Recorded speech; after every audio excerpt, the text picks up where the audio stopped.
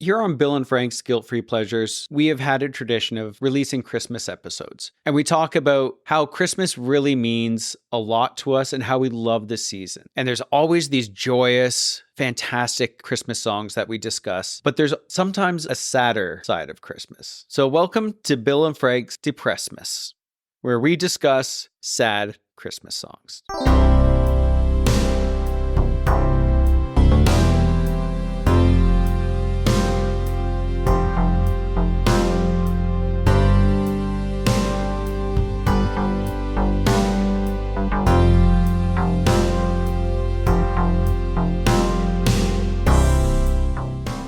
All right, who's beginning our journey of sadness? We have our special guest, Dave Kitchen, here to keep us from crying too much. I'm happy to start. Okay, let's hear it. All right, so there's lots of options, but then I caught wind of what Frank was going to do, and there's no way I'm going to go that sad. So, Do I have the saddest song? I know, I hate that song. I already know what you're going to do. I'm so already beautiful, angry though. about it. Oh. It's not beautiful. It is, though. Sadness isn't beautiful, but I will talk about this song that depressed me every time I heard it when I was a kid. Okay. It's by, I think, Greg Lake, but sometimes it's written under Emerson, Lake, and Palmer. It's called I Believe in Father Christmas. And so in this one, the singer is saying, they said there'll be snow at Christmas. Now, of course, this takes place in England where I think it just rains all the time. Yeah, which is a type of snow. It's like Right. liquid snow. Right. And that there will be peace on earth, but instead it just kept raining. A veil of tears for the virgin birth. Thought, oh, all right, that's okay. But then he went on and talked about remembering a really nice Christmas. So the song feels really good. And then he says, they sold me a dream of Christmas. They sold me a silent night. They told me a fairy story till I believed in the Israelite. And then he talks about believing in Father Christmas and all the sorts of things that are full of wonder. And then he says, I saw him and through his disguise. And I believed in Father Christmas, and I looked to the sky with excited eyes. Then I woke with a yawn in the first light of dawn, and I saw him and through his disguise.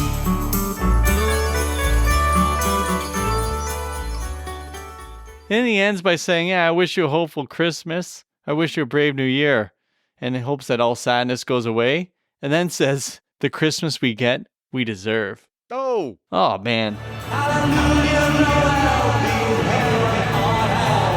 The Christmas we get, we deserve.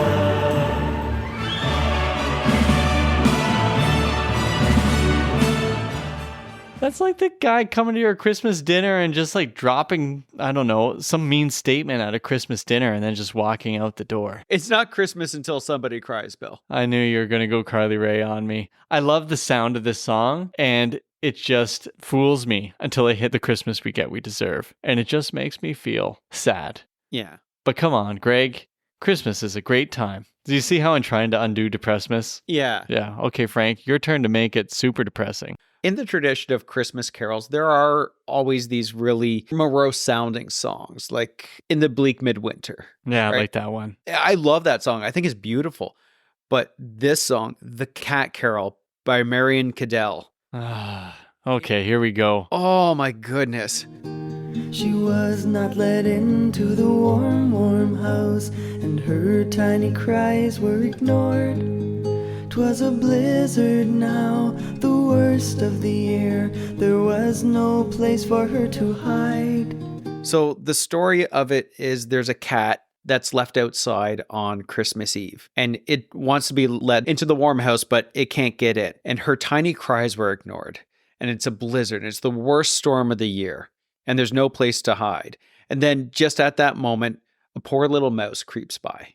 And the mouse is lost in the snow. So there are these two animals who traditionally are at odds with each other, who are just in this dire situation being lost in the snow. And the cat lifts her paw and says, poor mouse, don't be afraid, because this is Christmas Eve. On this freezing night, we both need a friend. I won't hurt you. Stay by my side. So the story goes that they dig a little hole in the snow, and the cat wraps itself around the mouse to keep the mouse warm. As Santa comes along and the reindeer see it and they start to cry because the cat sacrificed herself for the mouse to keep the mouse alive. The cat died? The cat dies. Depressmas. Yeah, but the poor mouse doesn't know this. The mouse survives and says, "Oh, thank you, Santa, for finding us. Dear cat, wake up, we are saved. I'm sorry, mouse, but your friend has died. There's nothing more we can do. On Christmas Eve, she gave you her life, the greatest gift of them all. Santa lifted her up into the night sky and laid her to rest among the stars. Dear mouse, don't cry. You are not alone. You will see your friend every year. Each Christmas, a cat consolation will shine to remind you that her love's still there."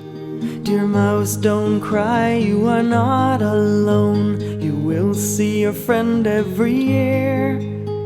Each Christmas a cat constellation will shine to remind us that her love's still here.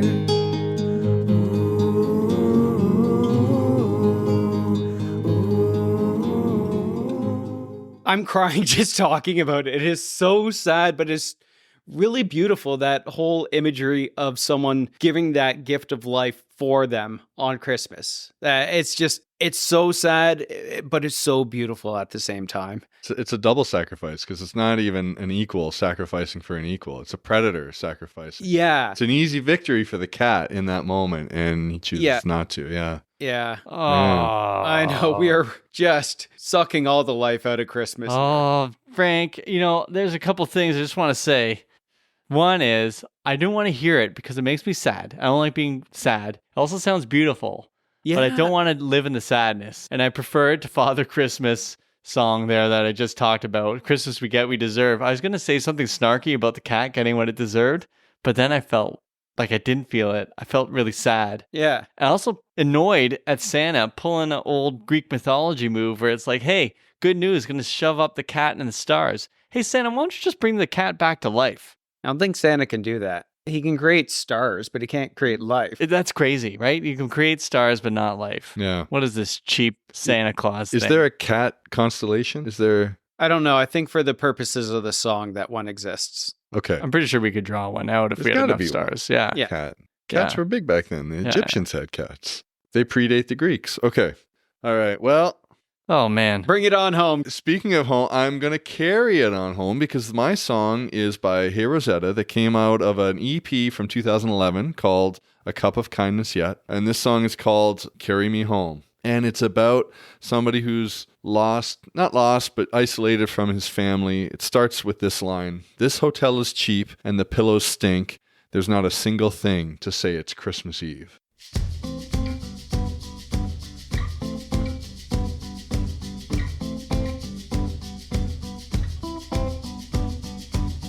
This hotel is cheap and the pillows stink, and there's not a single thing to say it's Christmas Eve. Oh, St. Nicholas, I know I ain't in your list, but if you're listening, I need a bus ticket. I came through my... And to me, the thing that I like about Christmas the most is the tradition that my family has set up.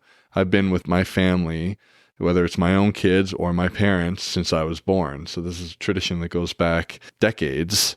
And the idea of somebody being alone on Christmas to me is one of the saddest things ever. But that's not where the lyrics end, because he then goes on to say that he's in a old Ramada Inn, no overbooking here, no sort of holy birth, no miracles occurring, no, not a creature stirring. And then he talks about how he's been hardly eating, but I'd give my food and drink to see my home again, to see my mother's hand against her apron's edge. Oh, St. Stephen, where is your feast when I so sorely need it, when I haven't hardly eaten, but I give my food and drink to see my home again, to see my mother's hand against her apron edge.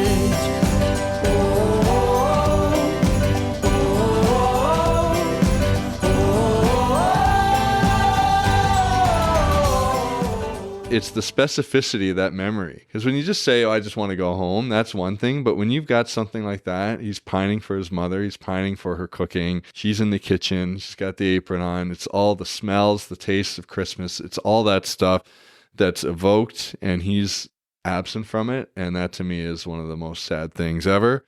So that's why this song gets my choice for Depressmas. Terrible. But I gotta say, so just bringing it all together, we got the cat carol, which is the saddest thing I could think of. That poor cat, and a lovely cat, and a stinking mouse. And why didn't those people let the cat in? Okay, sorry. The mouse isn't at fault, though. No, I'm just angry with people. They should have let the cat in. Okay, all right. Sorry, I'm gonna bring things around. That Carry Me Home has the ending where he's praying to whoever. Oh, Jesus, Joseph, Mary, I hear their voices carry me home. So it's his faith that brings him home. Yes. So even though there's distance, his Yes, faith gets him home. yes, it brings him home. There's hope there. And of course, Greg Lake had said, "Hallelujah, Noel, be it heaven or hell, the Christmas we get, we deserve." I want to say this to our listeners. That's not true. I do hope you get the Christmas you deserve, but we know what you deserve. You deserve to have that voice carry you home. You deserve to be that cat at the door. And when you scratch at Bill and Frank's Guilt-Free Pleasure's door, we will let you in. We will gather by the hearth and raise a cup of cheer. Well said. Merry Christmas.